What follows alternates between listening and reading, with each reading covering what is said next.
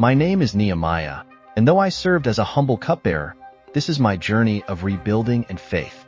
Born in exile, I lived far from my homeland of Israel. Many years before, my ancestors had turned from God, ignoring His guidance and warnings. Because of this, God allowed our people to be conquered by King Nebuchadnezzar of Babylon. Jerusalem, the city of our ancestors, was attacked, its walls destroyed, and many Israelites were taken captive in Babylon, far from home. Yet even as we were exiled, there was hope. God had spoken through the prophet Jeremiah, promising that our captivity would last only 70 years. After that, He would bring us back to our land. Jeremiah 25 verses 11 to 12. This was a promise of restoration, a beacon of hope we clung to, even as generations passed in exile. By the time my story began, Babylon had fallen, and Persia was the ruling power. Though I was in a foreign land, serving a foreign king, my heart was with my people and with Jerusalem. Serving as the king's cupbearer.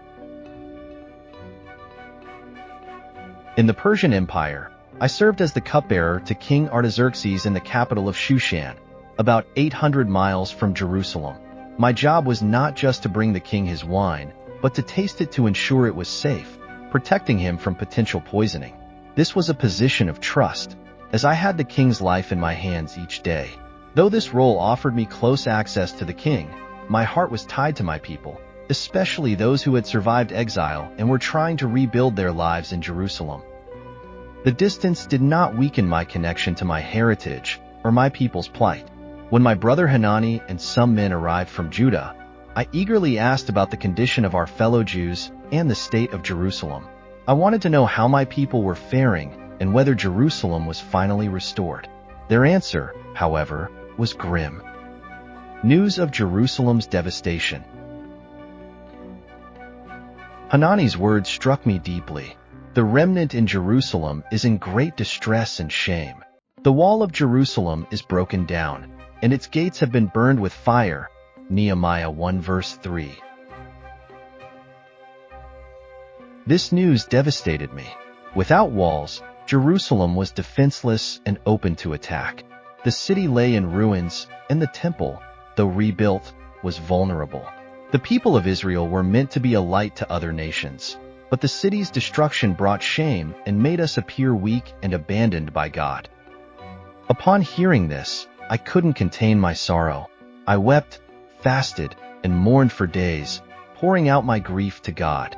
I knew that our people had brought this upon ourselves through our sins, but I also knew that God was merciful. I prayed fervently, acknowledging our sins and pleading for God's forgiveness and favor. Lord, the God of heaven, the great and awesome God who keeps His covenant of love, listen to the prayer of your servant. I confess the sins we Israelites, including myself and my family, have committed against you.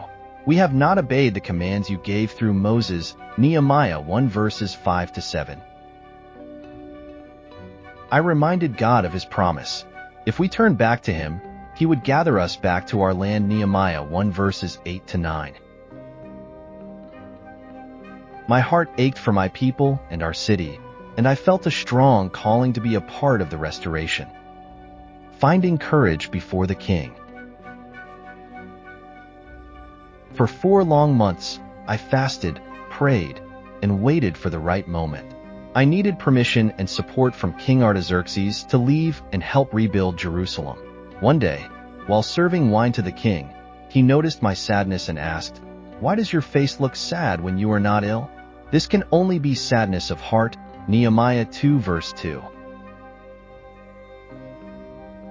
This was a dangerous moment, showing sadness before the king could be punished. But I saw this as God opening a door. Taking a deep breath, I explained, "May the king live forever. Why should my face not look sad when the city where my ancestors are buried lies in ruins, and its gates have been destroyed by fire?" Nehemiah 2 verse 3. The king asked me what I wanted, and before responding, I silently prayed to God.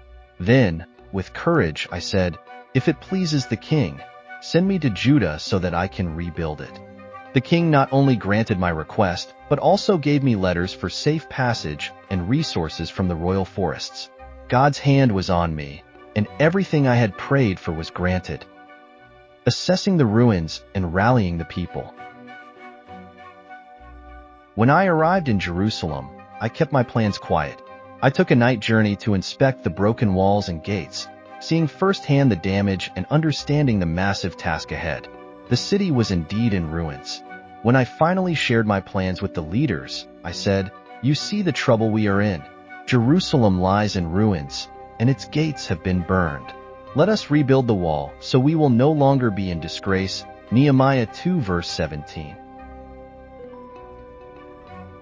I told them how God had helped me and how the king supported my mission. Inspired by my words, the leaders responded, "Let us start rebuilding." But as soon as we began, opposition arose. Local leaders, Sanballat and Tobiah, mocked us, saying, "What are these feeble Jews doing? Will they restore their wall? Will they finish in a day?" Nehemiah 4 verse 2. Their insults were meant to discourage us. But instead of engaging with them, I prayed to God. We worked harder, determined not to let ridicule stop us, overcoming threats and defending the work. The people worked tirelessly, and soon, the wall rose halfway up. Seeing our progress, our enemies plotted to attack us, aiming to stop the work completely. When we learned of their plans, we prayed to God for protection and set up guards day and night. We worked with tools in one hand and weapons in the other, prepared for whatever came our way. From that day on, half of my men did the work, while the other half were equipped with spears, shields, bows, and armor. Nehemiah 4 verse 16. The workers were both builders and defenders, embodying strength, unity, and faith. I told them, "Whenever you hear the sound of the trumpet, join us. Our God will fight for us." Nehemiah 4 verse 20. This constant vigilance allowed us to press on despite the dangers. Internal challenges, helping the poor. As we worked on the wall, another challenge arose from within. Some of the poorer families struggled to get enough food, while others had mortgaged their fields and vineyards to pay their debts. This economic hardship burdened the people, as many were losing their land and even their children to servitude because of unpaid debts. I was heartbroken to hear this. Gathering the nobles and officials, I confronted them, saying, "As far as possible, we have redeemed our fellow Jews who were sold to the Gentiles. Now you are selling your own people only for them to be sold back to us." Nehemiah 5 verse 8. I urged them to stop charging interest and to return the fields, vineyards, and houses they had taken. They agreed, and I had them take an oath to keep their promise. This brought relief to the people and strengthened our unity. Persevering through opposition. As we neared completion, our enemies made one last attempt to stop me. Sanballat and Geshem sent a message, inviting me to meet them, intending to harm me. I saw through their plot and replied, "I am doing a great work and cannot come down. Why should the work cease while I go down to you?" Nehemiah 6 verse 3. By refusing to be distracted, we stayed focused and completed the wall in just 52 days. Nehemiah 6 verse 15. This miraculous accomplishment amazed our enemies and showed them that this work had been done with God's help, restoring Jerusalem's faith and future. The wall was complete, but my work was not over. I organized guards, set up watch over the gates, and ensured worship continued. I knew that this wasn't just about physical protection. We needed spiritual renewal. To do this, I asked Ezra, a priest and scribe, to read the law to the people. As they listened, many wept, realizing how far they had strayed from God's ways. Seeing this, I encouraged them to celebrate God's goodness and mercy. This was a time of renewal and commitment. Together, we restored not only the walls of Jerusalem, but also our commitment to live as God's chosen people, honoring Him in all we did. My journey as a cupbearer had led me to become a leader, a protector, and a restorer of my people's faith. If you found this video enjoyable, please consider liking and sharing it. Additionally, subscribing to this channel will ensure that you receive more updates in the future. Thank you.